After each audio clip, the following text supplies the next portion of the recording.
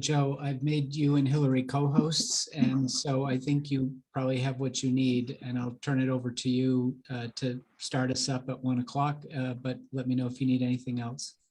Great. Thanks, Paul. And thanks everybody who's waiting. We'll get started at 1.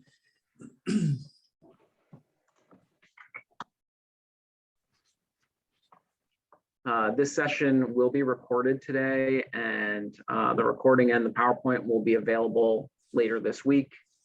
I have turned on your live transcript feature. If you need that feature, you should be able to turn that on by clicking at the bottom of your screen at this point. Hillary, can we move to the next slide? We again ask that you keep yourselves muted unless speaking. We will have options for questions and comments later on, and we will let you know. Next slide, please. So our agenda today, we will, I'll finish up with some housekeeping. I'll pass it off to Paul Saucier, who will do our welcome and talk about the purpose of today's session. We'll give you a brief overview of Hcbs, talk about our guiding principles, provide an overview of the plan, and talk about the next round of initiatives. As I said before, we will have periodic places for questions and comments, and we will let you know when that happens. Next slide, please. Again, ask you to mute except when speaking. I will call on those of you who wish to offer feedback.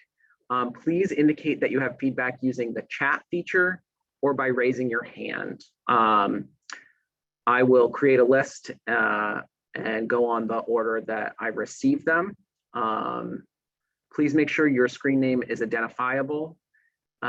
Also, if you are new to Zoom, you can use the bottom reactions tab to raise your hand. I ask that you lower your hand, and if you don't, I'll just try to make sure to lower your hand for you after you've asked your question. We will have a couple of episodes of questions and answers, so if we don't get to you as we're moving through the presentation, we will be able to take questions and answers at the end. I think next slide, and I will pass it off to you, Paul.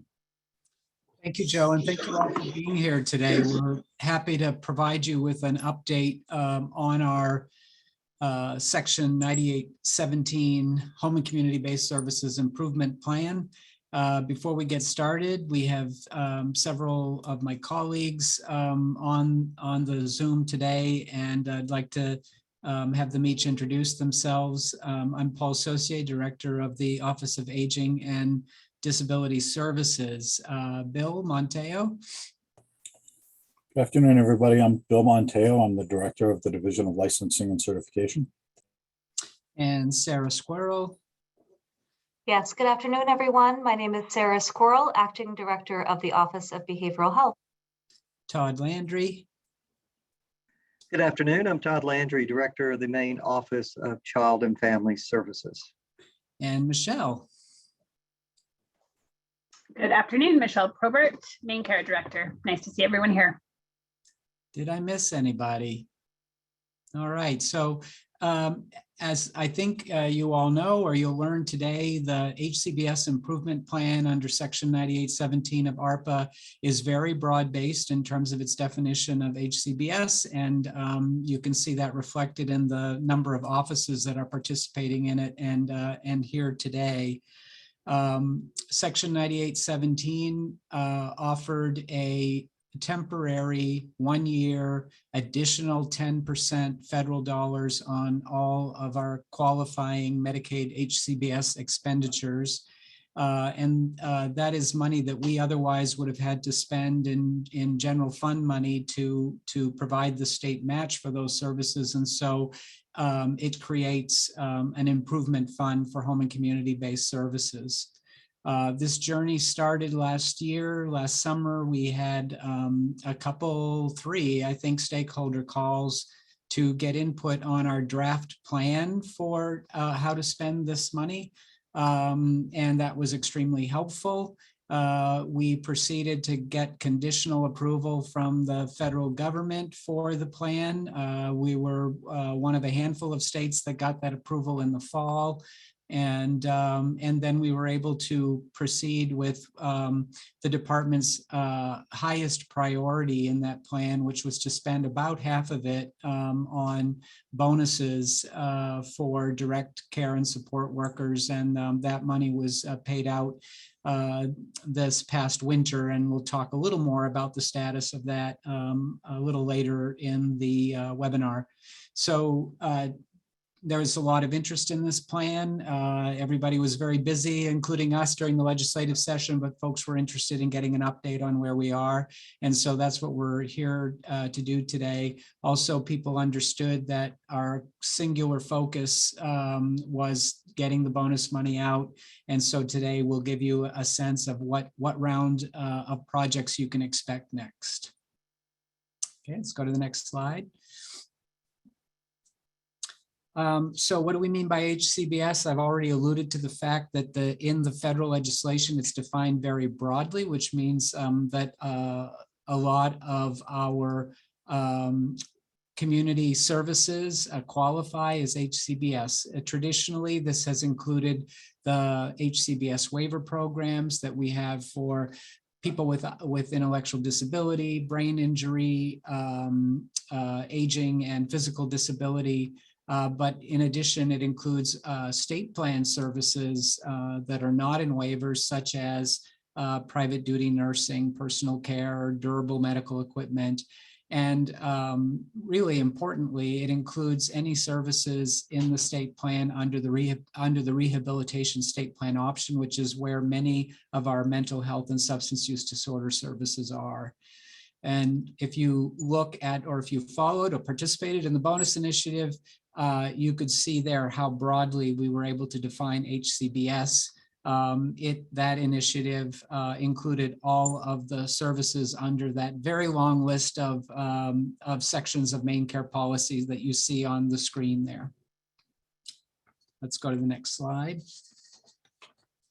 The guiding principles have not changed from what we shared last summer, and some of these are federal requirements and some of these are our own requirements. Enhance, expand, or strengthen HCBS comes right out of the federal legislation. So in approving our plan, that's what the feds were looking for.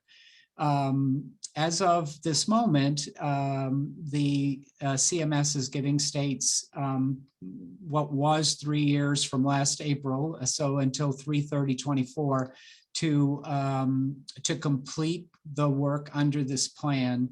But we, and I imagine many of you have heard that CMS is expected to extend that deadline to 2025. We haven't seen that officially yet, and so we're still operating under the assumption that this work has to be completed by March of 2024.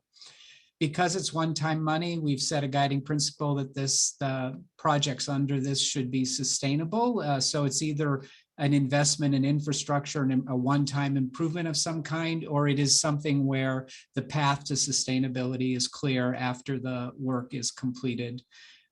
We have lots of great reform plans that the department, some of which had been prepared before COVID struck.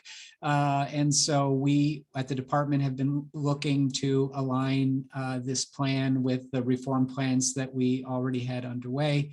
And we want all of the broadly defined types of HCBS to be able to benefit in one way or another from these investments. So next slide. So this is an update of where we are with the plan. The CMS allows the state to amend the plan from quarter to quarter as we submit quarterly reports, and which is to say you can add projects, you can delete projects, you can amend projects. And we've been doing a little bit of that as the short and longer term needs have become clear. And we'll go over some of the new ones in a minute. But you can see the weight of the program continues to be on access, with 68% of the total there. 18% is on innovation and 14% is on quality. I would note that that bonus initiative was under access. And when we spoke with many of you last summer, the shoring up the workforce was your top priority. And so that's reflected in the plan. Next slide. So here are some of the new projects that we have proposed and we're waiting for CMS approval on. I'm going to have a couple of folks just tell you a little bit about them. I'm going to ask Betsy Hopkins to talk about the first and the last, both labeled 201 on this slide. Great, thanks, Paul. Hi, good afternoon, everyone. So the first one actually was an initiative that we had included in our initial plan to really, it's the goal to provide funding for agencies to help cover the costs that many providers have incurred as they come into compliance with the HCBS rule. The change that we put forward to CMS, which we're waiting for approval on, is that our initial budget was $2 million in that plan. And after the passing of the recent supplemental budget, now we're seeking to raise that amount to $5 million. And I'll talk a little bit more later about where we are in that work going forward. The improving transition from children's services to adult services is a really exciting project that we are working very closely in partnership with the Office of Child and Family Services and Office of Maine Care Services, and which many of you on this call may have heard Teresa Barrows and Alyssa Wynn from OCFS and I talk about. And really it's a project to support work that we've been doing this past year to streamline and provide some quality oversight for services for youth and their families as they transition from OCFS and children's services to OADS adult services. Again, this came out of a lot of feedback that we had from stakeholders about wanting us to undertake this project. And so that we're moving ahead with this project plan, and it's with CMS. The project also includes hiring a consultant who will help OADS and all of us actually work toward the adoption of a lifespan waiver. Thank you, Betsy. And Michelle, would you or someone from OMS like to address the other two? Absolutely. Thanks, Paul. So looking at the second row, the assessment of substance use disorder system capacity, in the fall of 2019, we received a grant through the Federal Support Act to assess the capacity of our substance use disorder treatment system as a whole. And that included doing quantitative data analysis, holding listening sessions with providers, focus group with community members, and more. That work is the grant funded portion of that work is wrapping up this year, and especially given the impact of COVID-19 on substance use as well as on our providers, we felt it was important to continue that capacity assessment work to help guide us into the future. And so this project under the HCBS 9817 opportunity will help us to continue that work. And then the next row, the minimum data set or MDS assessment tool. So for individuals in our residential care facilities, also known as PNMICs, private non-medical institutions, the MDS tool is operated out of the University of Southern Maine, and it has been in place for decades. And the purpose of the tool is to make sure that, to help make sure that the rates received by facilities are appropriate to the level of care of the residents of the facilities. The current tool is outdated. As I said, it's been in place for decades and it is long overdue for an update. It is a very complex system. And so this is a substantial project, but we feel that it is critical to make sure that it is up to date, especially from a clinical perspective. And as we're going to be entering into broader rate reform for PNMICs, as well as other long-term care facilities, now is the time to get started on that work. And those are the two new projects for Maine Care. Thanks. Great, thank you, Michelle and Betsy. So if we can go to the next slide, I will just briefly update people on the bonus initiative, and then we're going to pause for questions and comments before we go into updates from each of the offices. So the workforce initiative, $121 million was paid out. We had 354 registered agencies, so that was very good participation. We asked those agencies some questions at registration, and they estimated that they had about 21,000 eligible workers and about 7,000 vacancies. The program was scheduled to end on June 30th, but many providers asked if we could extend the time that they have to pay the bonuses out to workers. And so we've agreed to that, and agencies now have until the end of December to use up the bonus money, because this is money that can only be used for this purpose. And if you all don't spend it, it will be returned to the department. So it gives you a little bit more time. We are going forward with an interim report that will be due from agencies on August 1st, and a final report on February 1st of next year. I think many of you are on track to spend all of the money by the end of June, and if that's the case, then that August report will also serve as your final report, and we won't be looking for an additional one from you. So that's the update. This, by the way, represents a little more than half of what we estimate our total improvement fund to be. So as you can see, we agreed with the feedback we had that this was the most important area to focus on in the short term. So before we go on to some updates from the offices, Joe, do we have any questions or comments? We do. I don't know, Hillary, if we went, oh, thank you. Take down the screen for a minute. I think we have time for a small handful. If we start with Nathan Miller, and if other folks have questions or comments, you can go to the reactions key at the bottom of your screen to raise your hand, or put them in the chat feature, and I'll ask you to unmute yourself. So Nathan, can you unmute yourself? Hi, yeah, my name is Nathan Miller, Senior Program Director at Spectrum Generations. I threw a question in the chat. I'm just wondering if there's more information on the alignment grants for HCBS. I'm wondering when those will be available and how providers apply. Yeah, Betsy, I know you're planning on talking about that a little later, but do you want to just quickly respond to that? Yes, so our plan really is to follow a very similar process that was used when we were getting the bonus payments out to providers, which is there will be an application process for providers, and we'll basically be then using formula to send the funds out to the agencies based on that formula. And we're hoping early summer to be able to do that, right, Betsy? Yes, that's correct. In terms of Yep. the timing, yeah. Yep.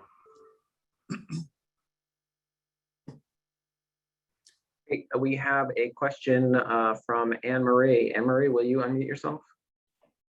Hi, Paul. Just a quick question. If provider agencies are unable to spend all the money by December and we return it back to the state, what's the state's intent? What will they do? Do you indeed have to return the money back to the government, federal government, or can you put it back into the IDD sector? I mean, I certainly hope we don't have to return to the federal government and we get another chance to spend it on the improvement plan, but Michelle will have better information than me on that. Well, first I'll actually say that we really do not want to recoup funds. So our number one hope is that those recruitment and retention payments can get into the hands of both current and future workers. So that is our number one interest. And if there are suggestions for how we can assist to make that happen, let us know, but we don't want to recoup the dollars. If we are in a situation where agencies really have not been able to pay out those dollars then we would certainly make a pitch to the federal government to be able to take those dollars and use them for other purposes. I will take the opportunity to remind agencies that receive those recruitment and retention bonuses that if you're concerned about your ability to spend the dollars, there is an option, for example, of you could amend the policy that you developed in terms of what those bonus amounts are, who they go to within the parameters that we have put out. And you could put out additional dollars to go towards retention of current staff. So that is one example of an action that a provider agency could take if you're concerned about your ability to use those funds. Thanks, Michelle.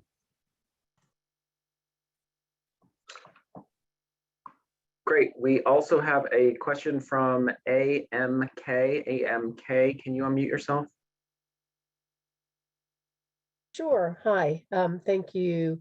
And well, the question was in the chat, but I'm just wondering about if are the funds being distributed to the agencies, and if so, and they're not distributing them right away or before the end of this year, what are they doing with the funds, and what reasons would they have for not distributing the bonuses until next year?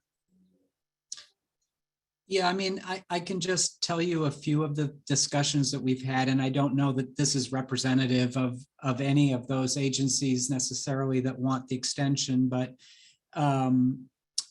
one issue is that agencies may be anticipating more permanent money, depending on what kind of agency they are, next January, and they want to extend the bonus money to keep compensation at a certain level for the rest of this year. I mean, that's one thing that I've heard.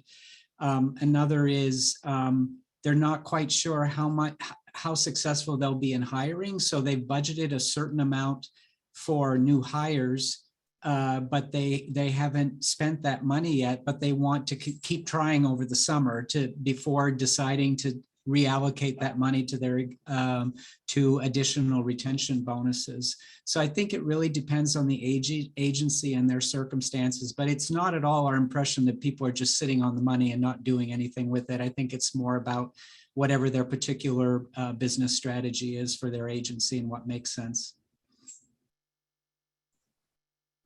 Great. And so I'll take our last question for this section. And again, if you have questions, we will open it up at the end. Laura, do you want to unmute yourself?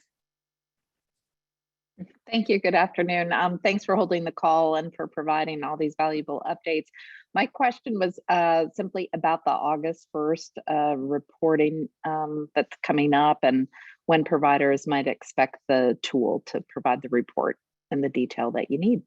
Thanks. Yeah, thank you. We're hoping to get it out in early June. We were, as you know, because you provided some volunteers, Laura, we had lined up some agencies to test the tool for us. And then we made the decision to extend the deadline, and it's causing us to have to retool the tool a little bit. But we'll get it out. We understand people would like to know sooner rather than later what those specific reporting elements are going to be. So with that, we'll go back to the PowerPoint, and first up will be Michelle and her team from OMS to talk about what's next up for them. Great. And since 3 of these 4 projects fall under Olivia Alford, who is our Director for Delivery System Reform, I'm just going to hand it right over to Olivia for this slide. Thanks, Michelle. Good afternoon, everyone. I am excited to talk about these next 4 initiatives that MaineCare is in process of implementing or kicking off. The first one is the development of a palliative care service under the MaineCare Benefits Manual. So this is something that MaineCare is very interested in, and we're working with Office of Aging and Disability Services, as well as working really closely with a pretty significant group of stakeholders that have been really invested in talking to us about palliative care services in Maine and what that could look like as a future service that's explicitly mentioned under the MaineCare Benefits Manual. This was also something that was passed through an LD last session, LD 1064. And under that LD, it talks about building a high value, palliative care benefit that's based on national standards and is stakeholder informed. So we're all moving forward with that work, and it's been going very well. The next project here is about working with the Northeast Telehealth and Telehealth Resource Center, NETRIC, you might know them by, to look at opportunities for working with private non-medical institutions, PNMIs, Michelle mentioned them earlier, in ways that they can incorporate telehealth services into the residential facilities. So NETRIC is helping assess readiness among these facilities and seeing whether they can integrate telehealth services and to provide higher value services to their members. And part of what's interesting about it is that it's not just the technical assistance to learn about how to use telehealth, but it's also supporting the telehealth equipment for those sites that are ready to do that level of service. The next one is about Maine Care and the department as a whole, including, again, the Office of Aging and Disability Services, looking across all levels of the organization about how we can better serve dual eligible populations. And dual eligible is a term that refers to people that have both Maine Care coverage and Medicare coverage. And what we're looking to do here is to see how operationally, through data analytics, through eligibility, through cost sharing, through all these different avenues, in addition to how do we programmatically and policy-wise best support higher quality care for dual eligible populations in Maine. So this is, a growing and important population in Maine, and we're excited to finally have some dedicated resources to get us to a place where we have a solid plan for addressing this in the next few years. The last topic, the last project is around the Behavioral Health Service Locator tool, which you may have heard in other forums being talked about as open beds or treatment connection. We're gonna get the messaging all aligned here to talk about this more as treatment connection. And what treatment connection is an online platform that the department is launching later this fall that provides an opportunity for individuals, people, providers, case managers to go onto this online portal and look for behavioral health services through a statewide directory. And the directory really hones in on what the individual is looking for services. It helps them assess what types of services, behavioral health services might meet their needs, and what types of services are available in their area. As in, can I go, is there open availability there today? Is there a wait list? And it helps people really connect to those behavioral health services that they need statewide.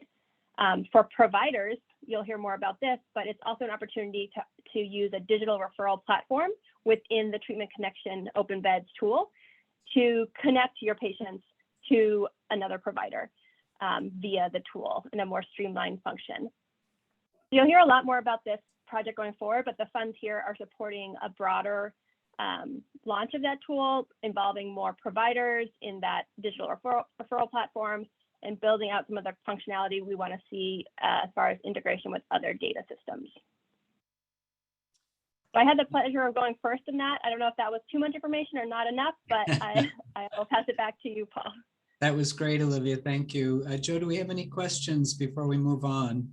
I don't see any questions. We can take a handful of questions. If you have a question, again, use that reaction key down at the bottom of your screen, or go ahead and put it in the chat and I'll ask you to unmute yourself. I see Todd. Todd, would you unmute yourself? Yeah, hi there. Thank you very much. Just curious on the telehealth service initiative for PNMIs, is that for all appendices or just certain ones? Well, I'll pass it over to our medical director, Fran Jensen. My understanding is that we're assessing across abroad all PNMIs, but there may be a target audience to start with. Fran, do you have more information? Yes, thank you for the question. That will really depend on the assessment and the capacity and the interest of those PNMIs. So Fran, the assessment is going to go out to all PNMIs. Can I infer that from your statement? Some PNMIs already have them. have telehealth services. But it'll start with sort of a survey of who has them, who doesn't have them. And then we'll sort of whittle it down to there, based on what the findings are, and the interest of the PNMIs. Probably So not all. So we're Will it go starting out with to a how- survey. Correct. No, they are starting with a survey to see if what is the universe essentially of the capacity, as well as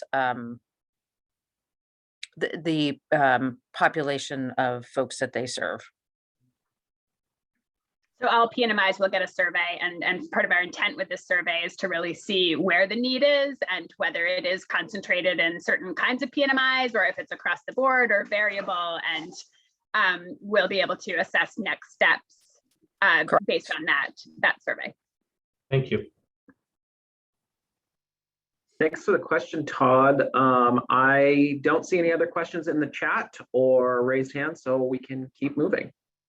Great. Let's move on then to Todd Landry and OCFS. Thank you, Paul. Appreciate that. As you can see on this slide, and some of you are familiar with a few of these from some of our previous meetings, but we have 3 initiatives that we're specifically focusing on OCFS, including the plus, I should say, the additional one that our colleague Betsy described on an earlier slide about transition. But for these 3 OCFS specific initiatives, you can see that one of them is around timely access. The other 2 are in the innovative service delivery categories. And so to give you a little bit more details on that, I'm going to ask my colleague Alyssa Wynn to share just a couple of additional details on each of these, and then we'll see if you have any questions. Thank you, Dr. Landry, and thanks, Olivia, for blazing the path. I didn't know how much to share either, so I'm just going to follow your format. As Dr. Landry said, we have 3 initiatives that we're using the funding for. The first one is about evidence-based practices within the children's behavioral health system. Through our federal system of care grant, we have been working with providers over the past couple of years to survey them and have conversations about what evidence-based practices are of interest. Additionally, we've been looking at the needs of children in an aggregate fashion. And so 2 of the evidence-based practice trainings that we're going to be rolling out or have rolled out to some extent already include parenting education programs. The first is the Positive Parenting Program, also known as Triple P. Has extensive research behind it, which includes, the research indicates that the program improves children's behaviors, as well as reduces rates of child abuse and neglect and parental stress. So those opportunities go out through our listserv. Additionally, we are going to be offering research units in behavioral intervention, also known as RUBY, an evidence-based parenting model that is intended to decrease challenging behaviors when parenting children with autism spectrum disorder. So both of those will be rolled out, as I said, through our listserv. We encourage providers to take advantage of these free trainings. And the intent is, as Dr. Landry said, to increase access and the clinical matching of youth in need of these services. The next initiative is our high fidelity wraparound. We will be doing a statewide pilot of high fidelity wraparound using these funds. And high fidelity wraparound is an evidence-based model of intensive care coordination. And when implemented to fidelity, increase mental health outcomes for children and decreases rates of hospitalization and residential treatment for those youth, particularly that are multi-system involved. And then our final initiative is around our information system. We are looking to move forward with the rest of the universe in being a little progressive with our system. So we have a number of providers who enter information directly into our system. So we're looking to procure a system that has a little bit more functionality, makes that a little easier for external providers, as well as us internally, to be able to connect with our sister offices' data systems and to be able to use data to make real-time decisions in children's behavioral health. So with that, I will pause for any questions. Thank you, Alyssa. If anybody has any questions, feel free to use the reaction feature at the bottom screen of the chat box. Not seeing any yet.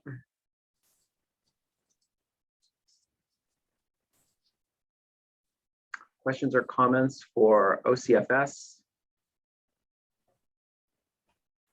I don't know if you can see my raised hand. This is Blanca Gurrola from MBH. I do have a question about the having to do incident reports in EIS for children and using KeyPro for adults, and how difficult it is for providers that don't usually work in the EIS system to maintain access. Are there any plans to change that process? We have heard that feedback a number of times. I do believe that by moving to a new system on the children's side, we may be able to better attach ourselves to the adult system. However, I can't be sure of that at this point. So at this time, I'll take the feedback back for the process by which we procure a new system. So thank you for that. I appreciate it. Thank you. Alyssa, we do have a question from Keith. Keith, can you unmute yourself? Yes, I didn't quite hear what you said the other parenting program was. I heard the triple P. What was the other one? I didn't. It's known as RUBI, R-U-B-I. It's research in behavioral units, research units in behavioral intervention, sorry. Is that on the website yet? It is not on our website yet, but we will be getting information out about it very shortly, Keith. I'll make sure to have you included. Oh, thanks. We have a question from Patience. Patience, can you unmute yourself? Yeah, sure. My question was on the parallel we're mentioning the funds. So my question was regarding to those new companies who are looking for to be approved or already approved from last year and they started this year. So are they the part of those agencies who got the funds from their workers or not? I am not sure about the information, but I just heard some of it and I never got any information about it. So I think you're asking about the bonus initiative, and what I would say, Patience, is that we did reopen it once because there were some folks that missed it, and unfortunately we're not planning to reopen it again. And so if you did not register this winter, I'm afraid that opportunity has passed. You mean last winter? That's right. Yep. The first round of registration started in December, and then we did hear feedback that from some providers that they had missed it, and so we did another round of publicity and we reopened it, I believe, in late February, and did another round of payments in March. Oh, thank you for the information. And that appears to be the end of the questions. So I'll pass it back to you, Paul. Great, and I'm going to pass it on to Sarah Squirrel to talk about OBH. Great, thanks, Paul. Good afternoon, everyone. Great to see everyone. Great to be here with you today and to share our projects for the Office of Behavioral Health. We are very excited. Our initiatives are all to strengthen our mental health and substance abuse systems, tip to tail. We think about that in terms of promotion, prevention, early intervention, treatment, and recovery. And also very glad to have so many stakeholders and partners here on the call today that we work side by side with to advance this urgent and important work. I would also just note that this is a timely time to have this conversation, given that May is Mental Health Awareness Month, and certainly an opportunity to bring awareness to mental health and substance use issues, to try to break down barriers to stigma and to ensure that those who are experiencing mental health challenges do not feel alone. So 4 projects that we're going to highlight. The first one is our Peer Navigators pilot. So in terms of our overall response to the opioid pandemic in Maine, we are really looking at how we can leverage peer support, particularly at the community level. So one of our initiatives is going to be to pilot 8 new peer positions that will work across the state. They will be focused on community-based harm reduction. And so that street and community-based outreach will be targeted to high-risk populations to really provide harm reduction supplies, such as access to naloxone, fentanyl test strips, as well as other safe use supplies.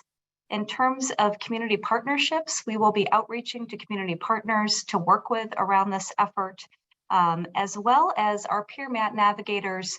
We're really looking forward to them complementing the great work of our options liaisons. And we see this as a real opportunity to enhance even more proactive work at the community level.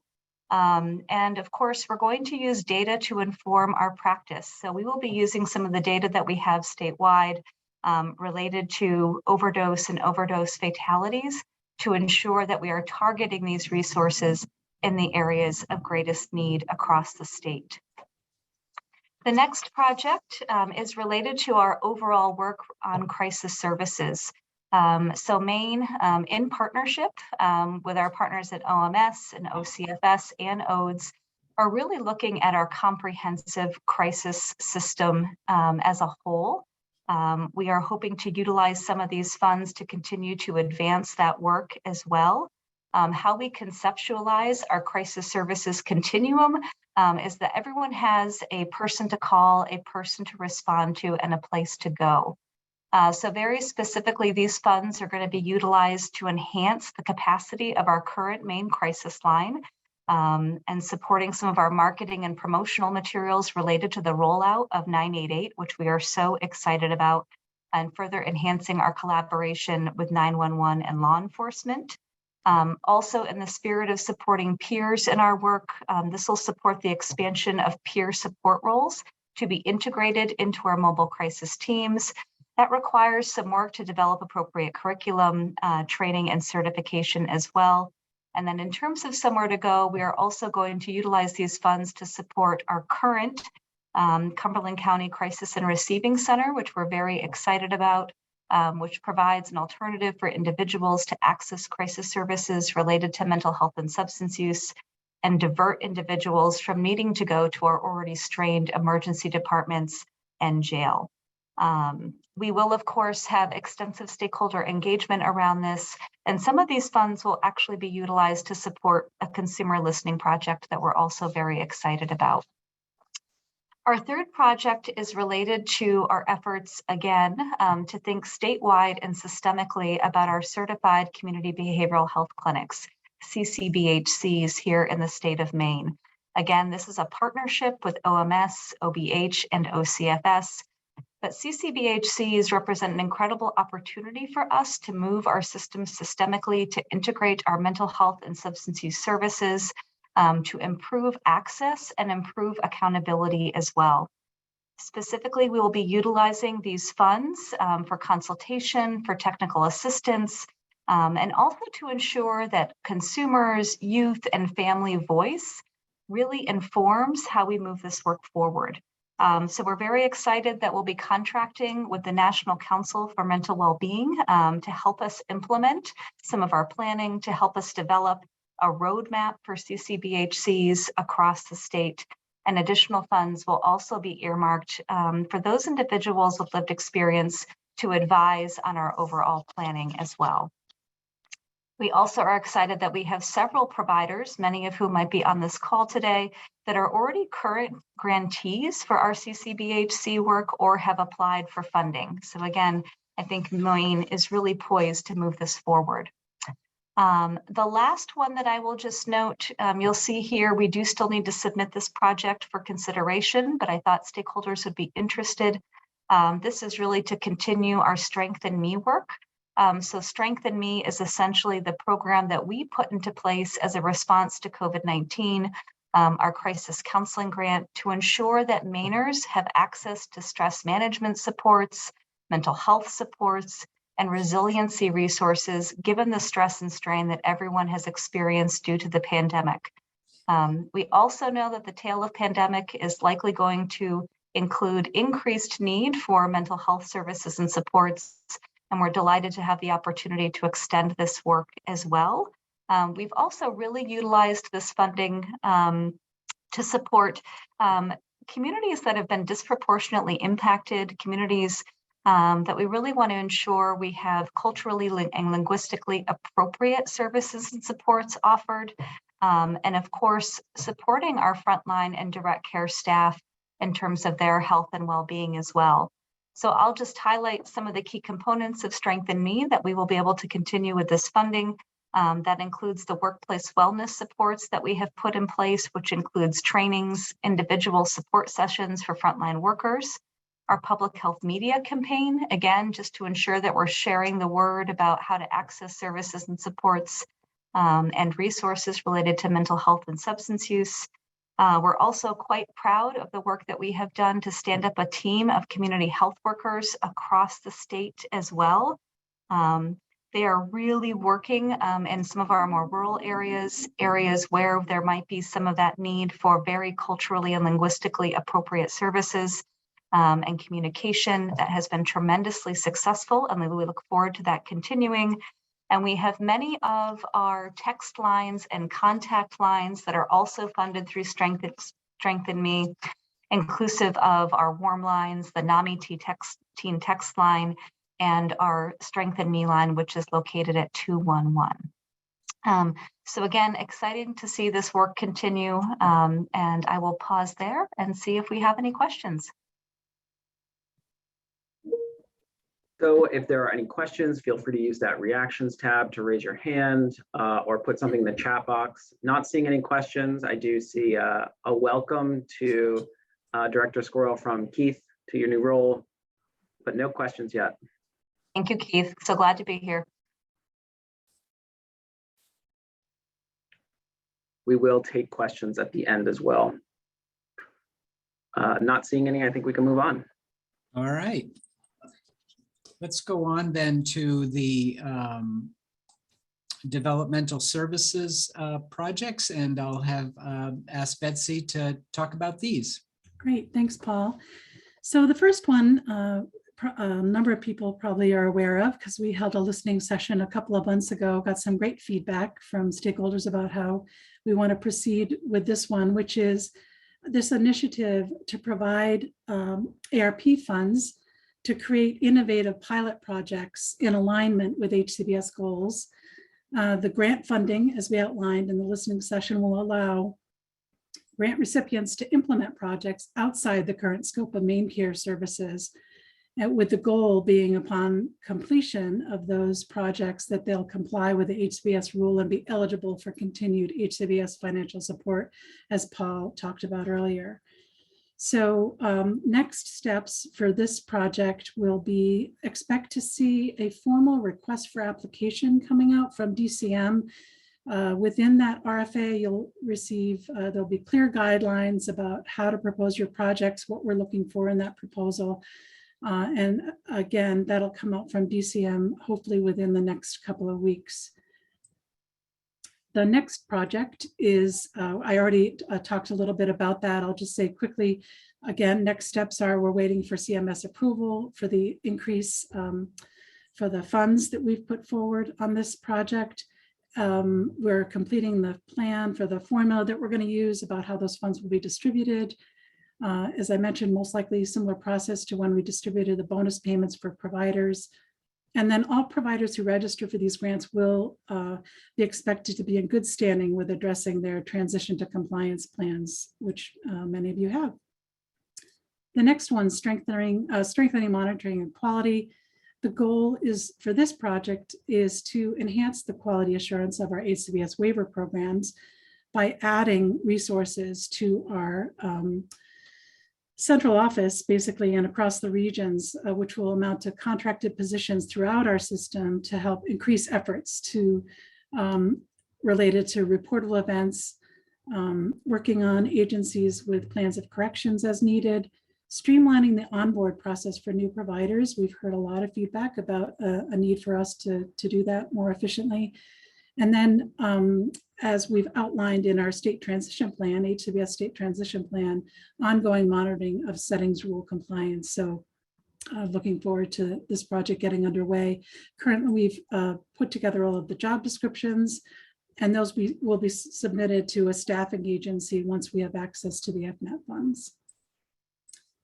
The next initiative that we have underway already, actually, we're really excited about is, as we are aware and we've heard over the years, and especially more recently, we really have a lack of access for many of our waiver services members to services around employment, and especially in rural areas. So we've been working very closely with our partners at the Bureau of Rehab Services to talk about how we can improve that access. And one of the ways is that we've actually already hired one person, an employment specialist, who will be housed within the Bangor VR office, or is housed within the Bangor VR office, to provide support to waiver members who are seeking employment, and they'll work closely with the VR counselors in that office. We'll be hiring another employment specialist to work in the Presque Isle and Holton area, also to provide employment services in that area. The plan will be for the waiver members to apply for rehab services through the normal channels. And then when there's job development needed, they'll have access to these certified employment specialists to help them out. We're also hoping that these two positions, by being housed at Bureau of Rehab Services, they'll be natural subject matter experts in working with folks with intellectual developmental disability and autism, and be able to be a support there as well as needed. And in turn, our specialists will learn about the VR process and be able to work more collaboratively there. So the next project has also been one that's been underway for well over a year now. We have a lot of information on this, implementing the conflict-free needs assessment for IDD services. If you're interested in learning more about it, we have a report, a white paper online. It's on the OATS website under initiatives. And so happy to have you go there and look at this if you want to get some more detailed information. I just wanted to update sort of the timeline, because we haven't talked about it in a while. Our plan is that this summer of 2022, we're putting out an RFP to hire an assessor vendor to then in turn work with individuals to be assessed under the supports intensity scale, which is the assessment that we've chosen. Also, we'll be developing training protocols at that time for those assessors. We heard from many stakeholders that the training is really important component of for the assessors as they're working with our individuals out there in the agencies and with their family members and others.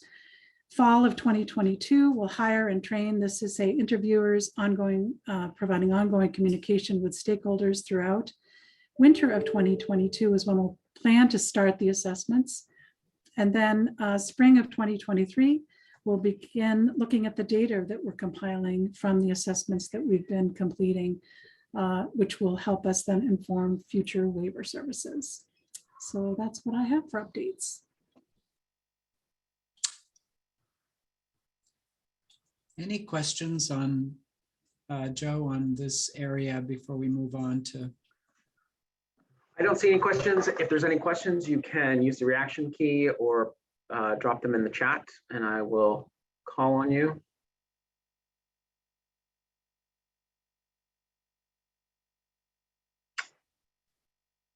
Laura, did you have a question? Feel free to unmute yourself. Thank you. Good afternoon. Thank you, Betsy. I had 3 questions. One is if you could note the funding levels for each of the projects. If you could also note for the grant projects, if you know if there's a maximum or minimum in terms of the projects that the amount of which folks can request for the projects they put forward, and for the strengthening of the monitoring and quality project. I think you noted hiring either, folks in a consulting or a staff position, but how many of those positions are you looking to hire? Thank you. So the first one is that when we had the listening session, we talked about a max of $500,000 per grant for those. Since that time, we've gotten a lot of feedback, and honestly, we're still looking at that. We haven't determined officially what the max will be for those grants at this point. It'll be partly interesting to see how many we get. We've got $10 million in all set aside for these innovation grants. So I think that that'll help decide kind of what that looks like, but that'll be all outlined in the RFA process.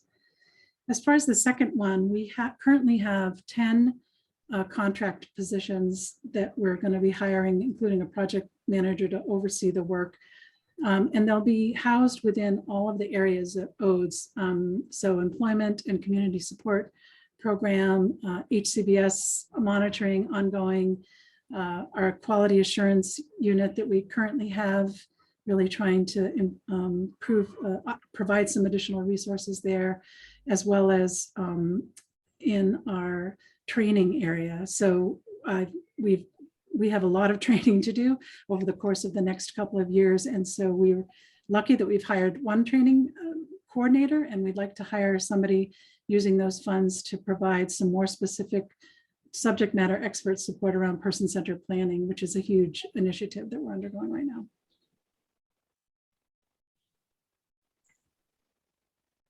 Thanks, Laura. I think that's the end of our questions. I think we can move on. Okay, great. I'm going to ask Karen Mason to talk about our aging and long-term services and supports initiatives. Good afternoon, everyone. It's great to see you all, even if it's virtually. So the first three initiatives that I'll touch base on really focus on strengthening and increasing the direct support and direct care workforce here in Maine. The first initiative, which we are very excited about, and as Betsy has said, some of her initiatives are already underway. This one is also already underway. This really came about with the help of a grant from the Maine Health Access Foundation, working with the Maine Long-Term Care Ombudsman Program. And this focuses on the establishment of a direct care worker advisory council. And that council, I'm happy to say, has been formed, and they are currently, with the assistance of a national expert, in receiving some leadership training. So we're just really excited about this project.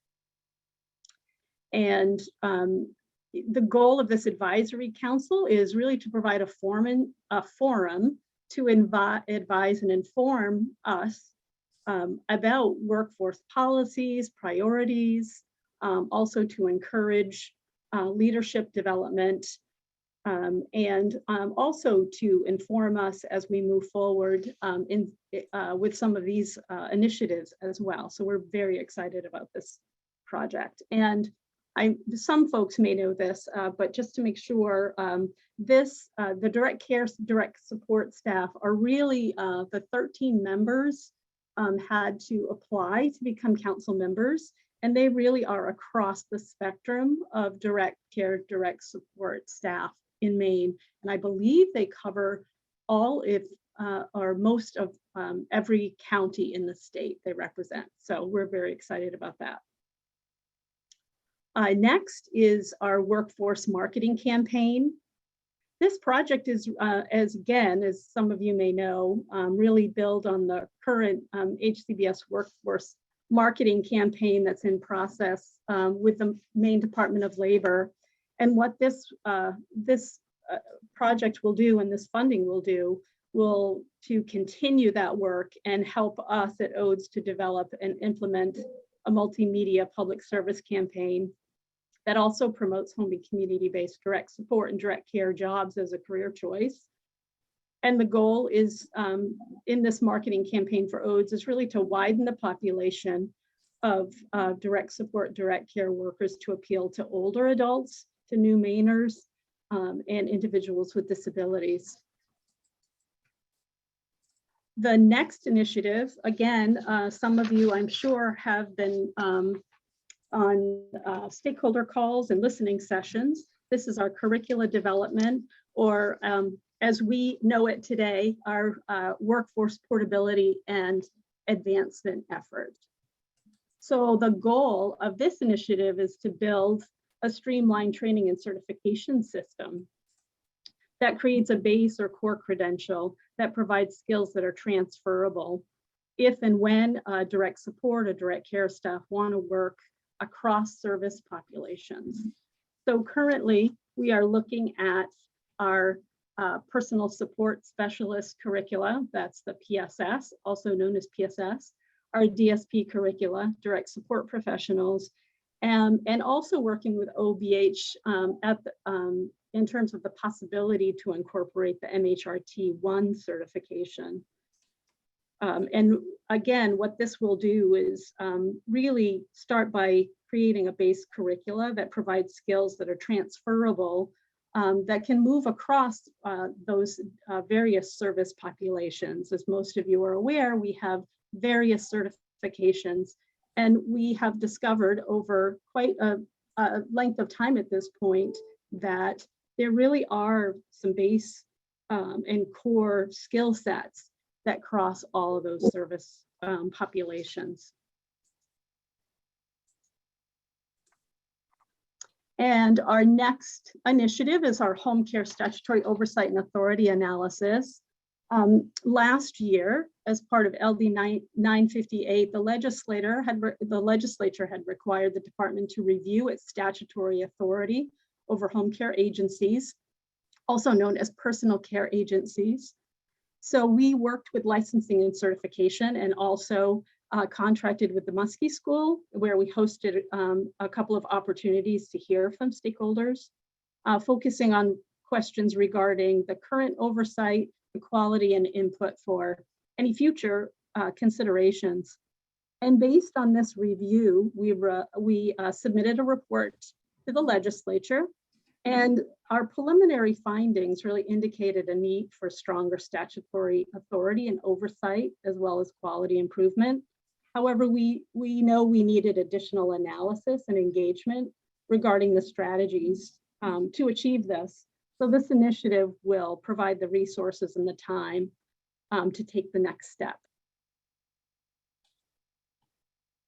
And our next initiative is our improvement to Maine's No Wrong Door for aging and LTSS services.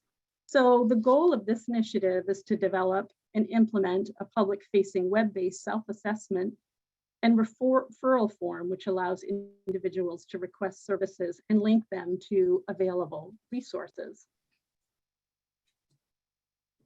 And then lastly, we have our pilot, which is a training opportunity for family caregivers. And this pilot will offer 2 training opportunities for caregivers of members receiving Section 19 home and community-based services. So Section 19 is for older adults and older and disabled adults. And the trainings are designed to support family members in the role of supporting their loved ones living with significant mental health needs, and to provide educational content and support for families. So we will be contracting with NAMI Maine to deliver these 2 nationally best practice education programs, which are titled Mental Health First Aid and Family to Family Training. So with that, I can take any questions folks have. Thank you, Karen. We have AMK with their hand up. Do you want to unmute yourself? Thank you.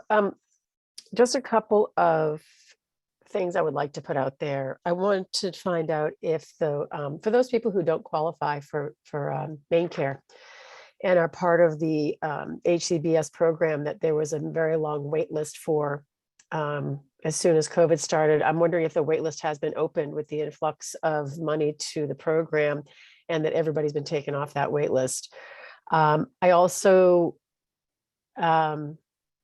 regarding PSS training, as someone who has been through that training, and I would urge the state or the agency itself to take a look at that training, because as an educated professional, having read the material and taken the necessary quizzes and things like this, I don't think it's nearly sufficient for the work that we are being expected to do. And some of the information that's being tested, I personally consider not relevant to the importance of the job.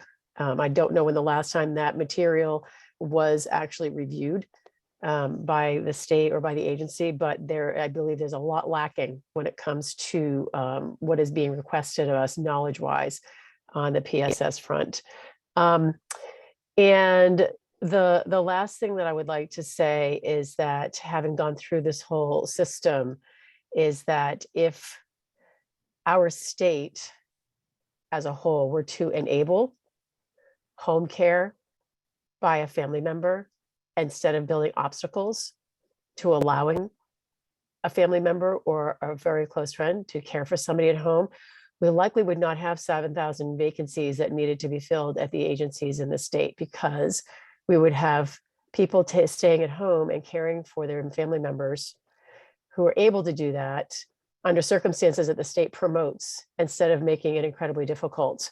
And the burden on that area of the state and the burden on those agencies would be greatly reduced by family or friends being enabled easily, not easily, but with less obstacles that are currently in place to take care of that person at home. Thank you. Thank you for those questions. And would you mind just telling us who you are? Hi, sorry. And that is, I do go by AMK, and I am a civic and advocacy.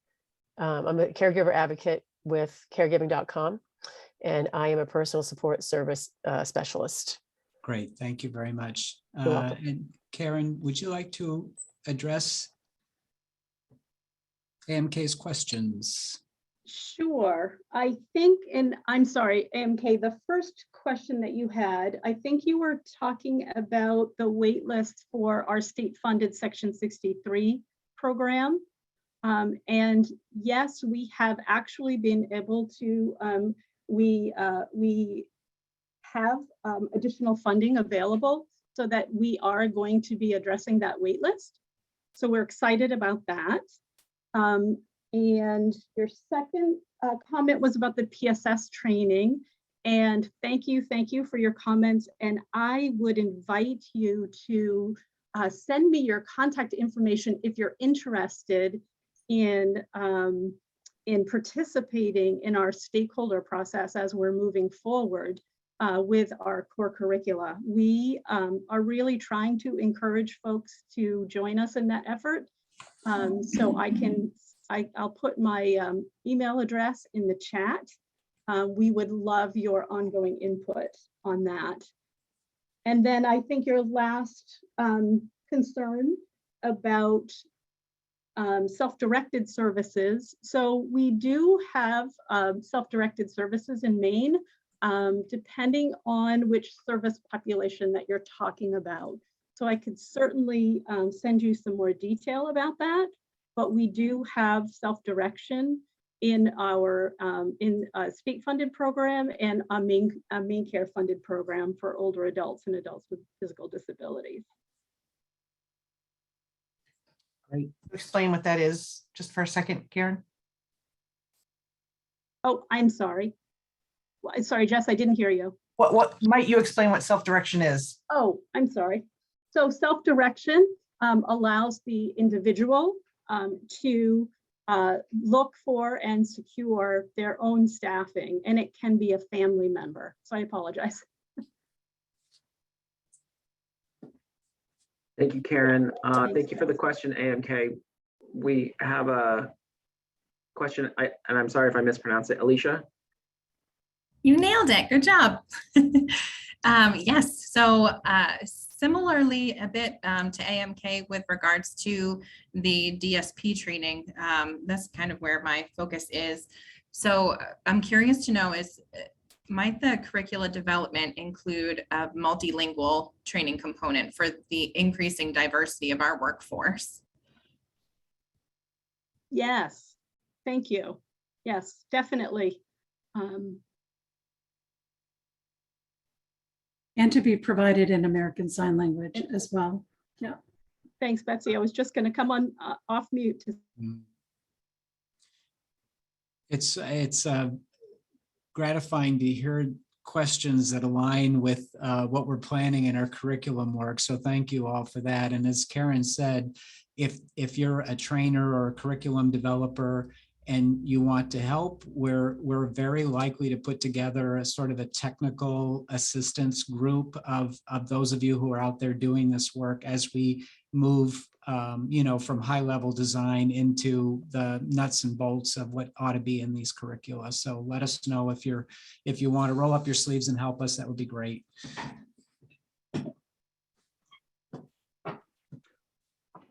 I believe that is the last of our main presentation slides. So we'll open this up for questions in case anyone missed opportunity along the way. Again, use your reaction tab to raise your hand. Feel free to put a question in the chat. Call on folks in the order that they express interest. Patience, would you unmute yourself? Sorry, I was trying to figure out how to because I was in chat. For the multilingual training that we're talking about, to me, actually, what I was just wanted to say, it's very interesting this career as someone who did the DSP training when I first came here. I find out that it's very hard to understand when your English limit is not on the top.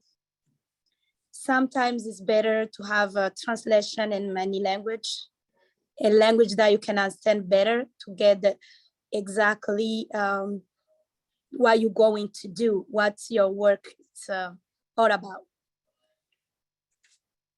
Yeah, thank you for that, Patience. I think we've come to the same conclusion that we need to offer instruction in multiple languages. And if people have, specific suggestions for languages, let us know, because we'll be considering, we'll have to start somewhere, and knowing what the priority languages are would be helpful to us.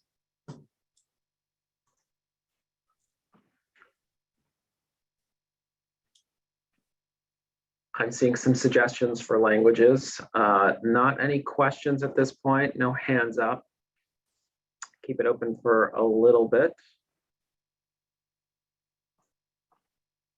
Just remind folks at this time that we are recording this. We will put it up later this week. We do have a dedicated email box that I'll put back into the chat.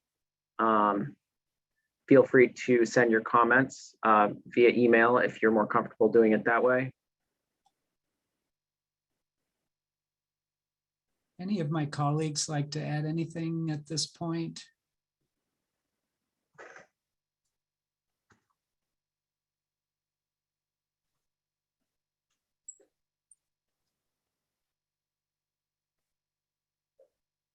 I see a question from Lynn. Lynn, would you like to unmute yourself? Yes, hi. My question's about, it's about what we used to call the rent subsidy program. Because it's my experience that we have lots of folks struggling to afford the rising room and board costs, or, if they're renting directly from a landlord with the cost of housing, landlords are increasing rents, cost of fuels going up and electricity. So I think we've got a major housing kind of crisis going on across the state, and through all the funding initiatives, I'm not really, maybe I missed it, but I'm not seeing a lot of effort or emphasis being put on this area. So just something I thought I'd bring up before we end the call. Yeah, thank you, Lynn. I mean, we don't have any initiative under 9817 that's specific to rent subsidy. There has been a significant program that Maine Housing has administered throughout COVID with COVID funding on rental assistance. But thank you for mentioning it because we'll take the feedback for sure. Paul, I would just add to that, specifically with funding housing, we're very restricted by federal law around use of Medicaid funds. And so there may be some flexibility here and there, but especially when it comes to community-based services, there just might not be much opportunity. I won't say that there wouldn't be any, but it's not a straightforward area. Right. Yeah, I think that's why those are general funds, right? Those are straight state dollars that usually go toward those subsidies because we can't use the Maine Care dollars. Correct. Yeah. And I think a year or two ago, I heard that they were going to be like re-looking at that program. I hadn't heard a whole lot about it since, but I just know that it's a really big issue out there right now, especially now with all of the increased costs. So just wanted to put it on the agenda there somewhere. Thank you. Thank you. I see Jess's hand up. Thanks. Just a sort of a quick question. In terms of pilots, both for older adults and folks with intellectual disabilities and even if in behavioral health, we sort of hosted a meeting jointly of those provider types. And one thing that came up was that it would really help particularly smaller providers have access to understanding how they might be able to better organize, for instance, I mean, sort of reduce their costs, some assistance in thinking through business model things. And I'm not sure if there's any talk of that, but sort of how we could collectively help providers of all kinds learn how to implement cost savings initiatives and those sorts of things. So it's a little bit of a different idea, but also thinking about, how do we maximize dollars coming in and going to workers, which is really the point of that conversation. And so if, not all providers have access to the same information, and is there something we could be doing with this money, which is one-time money, right, to help providers strengthen their business model, I guess. Yeah, good suggestion, Jess. I mean, again, not something that's been on our radar, but thank you for the suggestion. I don't know if any of my colleagues want to comment on that.